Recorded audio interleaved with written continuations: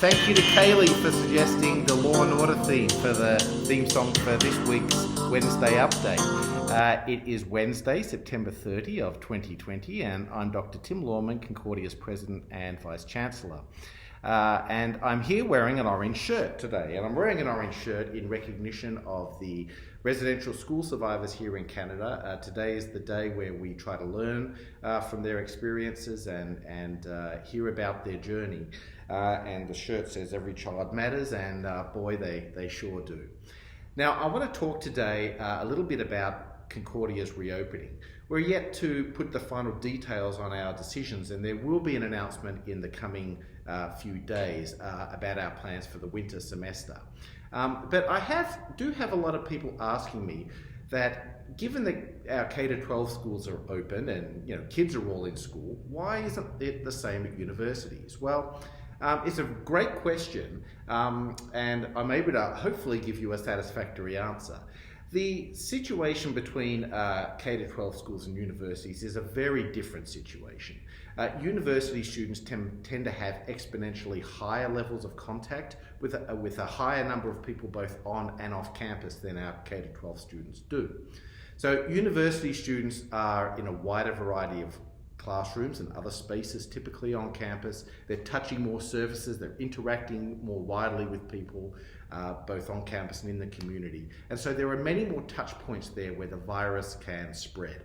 There are a larger number of university students on campuses as well than we have in most of our K-12 schools. Now, further, there are indications that COVID-19 does not spread as easily amongst children compared to adults. And this is possibly because children have fewer of the receptors that the coronavirus uses to infiltrate cells in the body. Now, even so, and despite all the precautions that are being taken, we have seen a number of coronavirus outbreaks in schools, and indeed also in universities. Universities do not sit in a bubble outside of society, and we have one example in Edmonton at St. Joseph's College, which is a part of the U of A, where they had an outbreak of coronavirus. So we do have to be very, very careful. Now, the decision to open our K-12 schools for in-person classes was made by the Government of Alberta based on advice from Alberta's Chief Medical Officer of Health. And while universities have been encouraged to open up as much as possible, and in fact we are trying to open up as much as possible, we don't have the same level of reassurance from Alberta's Chief Medical Officer of Health that we can just resume classes as normal, that everything will be okay. And the reason is because quite clearly everything would not be okay.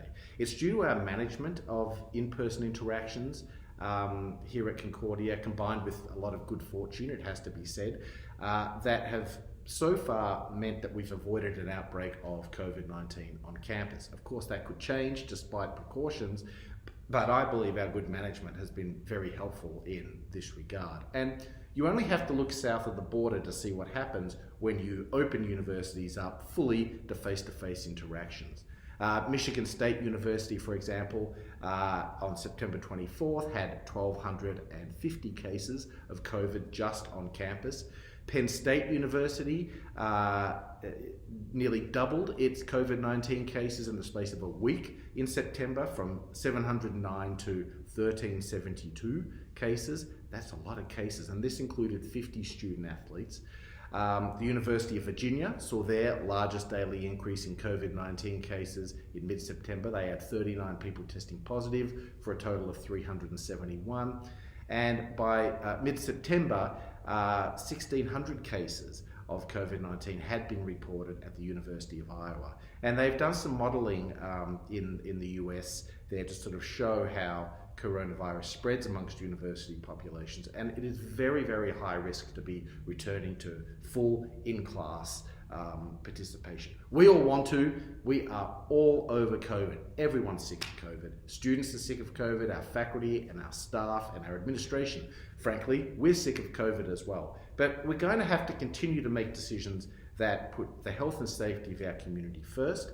And hopefully we'll be out of this soon. But in the meantime, we just have to do our best as we manage our way through this pandemic. Anyway, that's all I have to say. We do have a nice event on this evening for Orange Shirt Day. You can go to our website and find information about that and register if you would like to attend.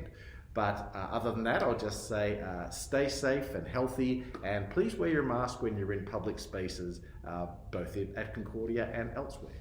Thank you.